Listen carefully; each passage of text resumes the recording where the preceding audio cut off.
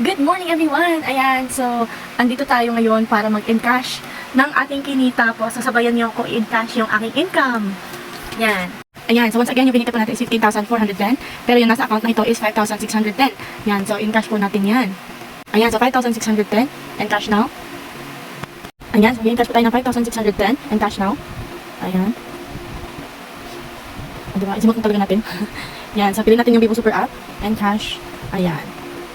So, natatanggap tayong OTP. Ayan. Ayan. At dumating agad yung OTP. Ayan. So, let's proceed. Okay, encashment successful. Ayan. So, nakita nyo guys, from 5,000 din zero na. Tapos, dito, nag-reflect siya May 8, 1:38 AM. May 8, 1:38 AM. Ayan.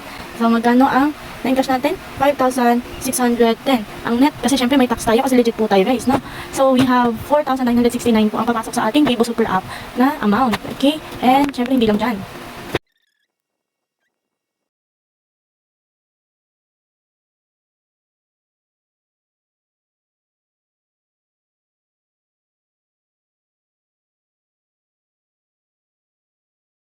At ayun na nga po ang panghuli dahil 800 na po ulit ang balance ng ating account at hindi na po natin yan na-encash.